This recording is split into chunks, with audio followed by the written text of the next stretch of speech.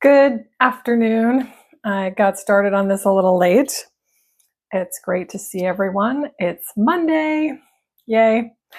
So I did a little work on this collage page.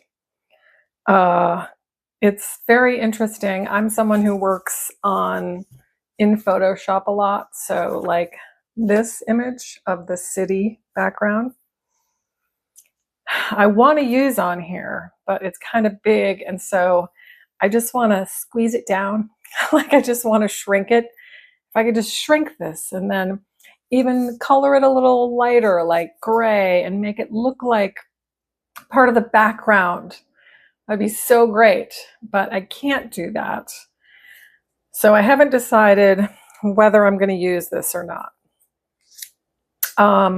I got the drone completely cut out, very detailed, but it came out well.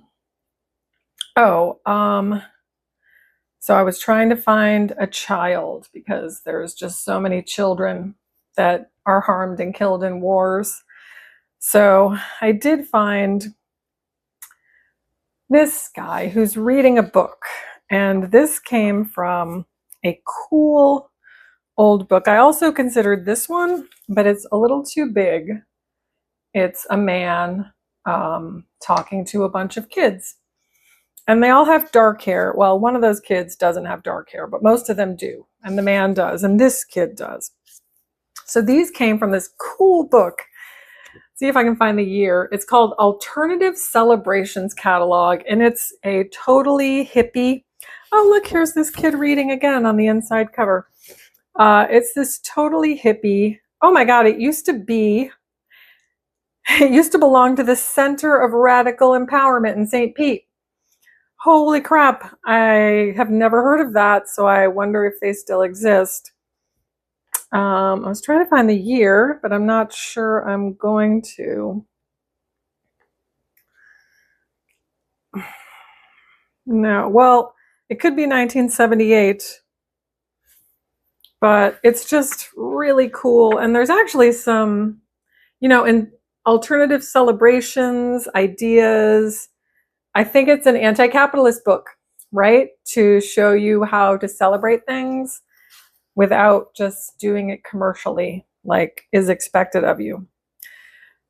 So that was a good find because I didn't find anything in the children's book, the book about children around the world. I didn't really find anything that worked. So yeah, here's my child. And it's a little tricky because, I just forgot I had an idea while I was falling asleep last night. I was almost thinking about trying to color wash the flower background because the kid kind of gets lost in there a little bit because everything's black and white. So this is proving, I almost lost my drone. This is proving to be a really complicated one just because I need certain things to be represented. And so I have to have all these pieces. So the last piece was my bombs, okay? So I did have a really good idea that if I write "Love Israel" on each of the bombs, then this doesn't even have to be Gaza, right? It could be Gaza, but it could also be Lebanon, or it could be Syria, or now it could be Iran. So I think that's what I'm going to go with, because otherwise I would have to put something specific that represents Gaza, and I'm not going to do that now. So this will represent more things than just that. So I printed off. It's just never the same when you print it off. I printed off 3 bombs that were different size, slightly different sizes. So there would be a little, they wouldn't all be identical. And I put text on them that said "Love Israel," but they're really fuzzy. And so I just don't, everything else is going to be crisp. And then these would be fuzzy. So I thought I can trace these onto a different paper. So at first I thought to do them black, But then I thought, how am I going to put Love Israel on them if they're black? And also, well, I could cut them with a margin, but I don't think they'll look as good that way. So I found this page from an old book, and it has this gray sky because it's black and white. And so I thought I can cut them out of this gray color and then write on them with this super, super skinny pen.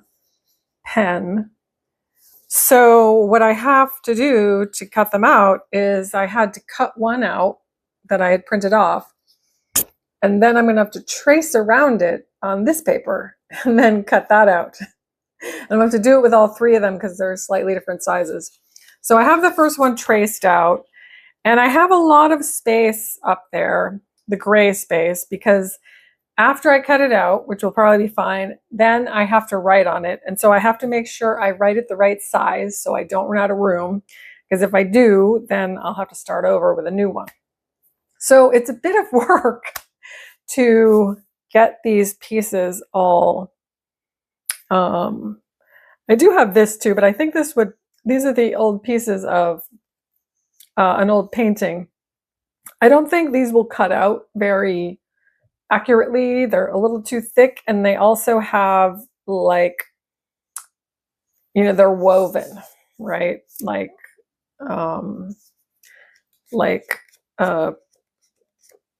can't think of the word. A canvas, like a canvas would be. So I do want to use these for something though. I love these pieces. I need to put together a page with those. Okay, so the city part. Oh, I thought about just trying to use one of the buildings. The buildings overlap, so I would either have to use these three or just this one. And I don't think this, it kind of looks like the Empire State Building. So I'm not sure that would really give the right. I may end up leaving this off. We'll see. So that's where I'm at with that page.